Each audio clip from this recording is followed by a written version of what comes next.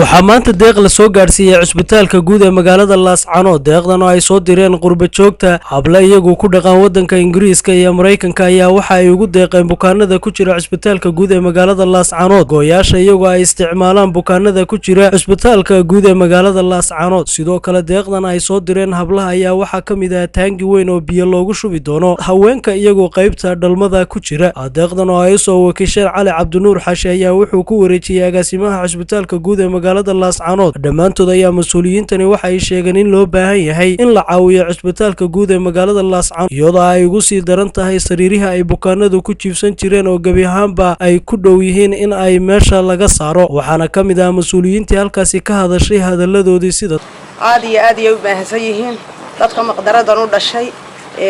gobolka Sool goboladan muxuu ahaa maqdaradan u dhashay meel ay joogaanba nala soo xiriiriyay iyo kuwa soo dhiibayba aad iyo aad baan ugu mahadcelinaynaa baahidaana annaga u sheegnay maalin walba waxa la keenay hooyo kalamsiyo qabta oo aan cabayn biyo macaan mooyaan wax kale oo iyo qalabkii oo aan biyihii qaraara wax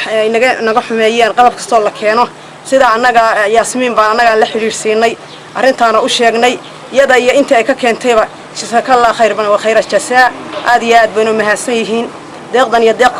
hore noogu keenay wayna mahadsan yihiin dhamaantood meel shaqo noo keenay iyo kuwii ka keeneen iyo groupkooda dhan aad iyo aad baan ugu mahadcelinaa maamulaha isbitaalka dhexe ee Laascaanood deeq qalab ka kooban 70 go oo min laba nafar ah iyo taangi biyo oo qaada 9 foosto ay leeyihiin qaybta umuluhu maamulaha isbitaalka ilka case waxaan soo diray deeqda 3 hablood baan ugu soo hagaajiyay oo kala kartuun daayir waxab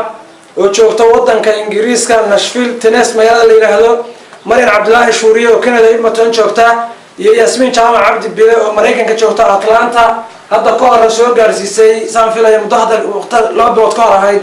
$1,000 baan lacagtii ay soo gaarsiisay isbitaalka waxaan uga mahadnaqaynaa gabdhaha xiriirinayay dadka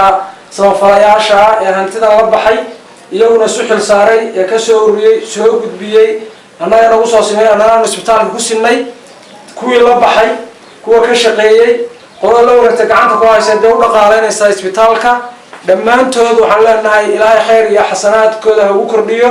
ajar iyo xasanaadna ka siiyo miisaankooda khayr ugu kordhiyo iyagana waan u mahadnaqaynaa shaqada soo dirtayna waan u mahadnaqaynaa maamulka isbitaalka aad noola shaqeeyay marka waxa iska lagu soo hagaajiyeen aad iyo aad baan ugu mahadnaqaynaa waxaan leenahay jazaakumullahu khayran khayral jazaa wayna soo gaadhisay cali wayna soo gaarsiiyay alaabta deeqdaha lagu soo hagaajiyay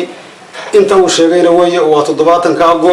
ee laba nafareenka iyo taangiga biyaha oo inta baahidoodu aad u taagan tahay marka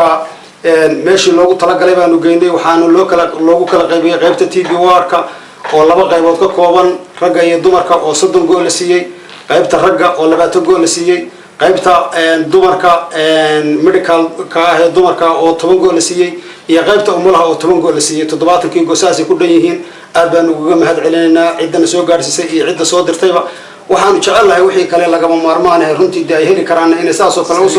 u soo qaadaan sariiraha hadeer isbitaalka warka TB-da baad dayacaad u badri u weyn ka jirta oo hadeer sariirahoodu iska wada finish yihiin runtii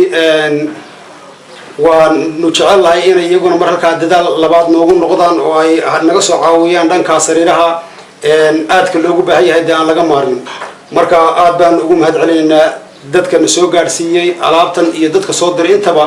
waxaan ugu ducaynaa jazaakumullahu khayran Abdi Kariin Nolol Somali Channel TV arunta magaalada Laascaanood ee gobolka Sool